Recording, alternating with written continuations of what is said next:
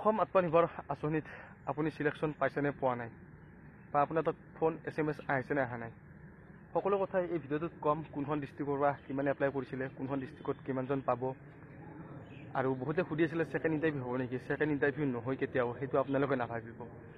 আৰু প্ৰত্যেকখন ডিষ্ট্ৰিক্টৰে লিষ্ট বনাই কৰি কিনে গুৱাহাটী হেড অফিচ পঠাই দিছে। আপোনালোকে সেই কথাটো জানি লওক। তাৰ পৰা চিলেকশ্যন কৰি নিজৰ DIC অফিচলৈকে পঠাই দিব। DIC অফিচৰ পৰা আপোনালোকক ফোন কৰিব, SMS কৰিব। যিখিনি বন্ধু বান্ধৱী চিলেকশ্যন পায় সেইখিনিলৈকে ফোন মেছেজ আহিব।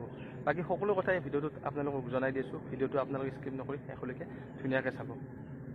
অসম আত্মনিৰ্ভৰ আঁচনিত যিখিনি বন্ধু বান্ধৱীয়ে এপ্লাই কৰিছিলে সেইখিনিৰ কাৰণে খুবেই ভাল খবৰ এটা। বহুতে কৈ আছিলে যে এইবাৰ ছেকেণ্ড ইণ্টাৰভিউ হ'ব নেকি। মই আপোনালোকক কৈ থাকোঁ যে ছেকেণ্ড ইণ্টাৰভিউ এইবাৰ নহয়, 100%। সেইটো আপোনালোকে লিখি লওক।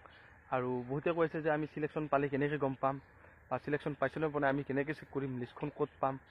মই আগতেও কৈছোঁ আপোনালোকক যে আপোনালোকে 15 তাৰিখলৈকে ধৈৰ্য ধৰিব লাগিব। তাৰপিছতহে আপোনালোকে ফাইনেল কথাটো গম পাব। আৰু এটা কথা আপোনালোকে গম পায়, এইবাৰ ছেকেণ্ড ইণ্টাৰভিউ হোৱাৰ চান্স এইকাৰণে নাই, 26ত ইলেকশ্যন বেছি দিন নাই, সকলোৱে গম পায়। গতিকে আপুনি চিলেকশ্যন পাইছেনে পোৱা নাই, কেনেকৈ গম পাব, মই আপোনালোকক কৈ আছোঁ।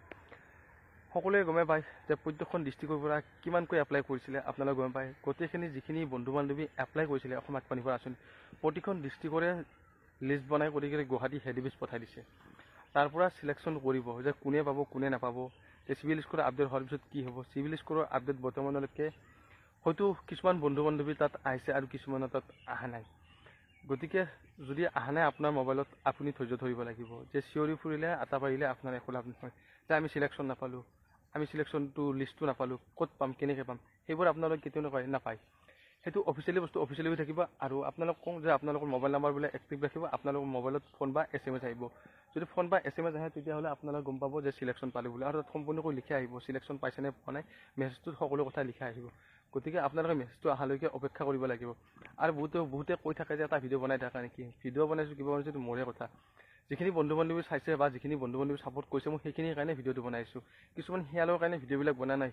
কমেণ্ট বক্সত আহি যে হোৱা দে পাগলৰ দৰে, সেইখিনিৰ কাৰণে বনা নাই মই। যিখিনি বন্ধু বান্ধৱী মোৰ ভিডিঅ' চাই কৰি কিনে লাইক কৰিছে, কমেণ্ট কৰিছে, শ্বেয়াৰ কৰিছে, চাই কৰি ভাল পাইছে, সুধি আছে যে দাদা কিবা আপডেট আহিলে দিব, সেইটো কাৰণে মই ভিডিঅ'টো বনাই আছোঁ।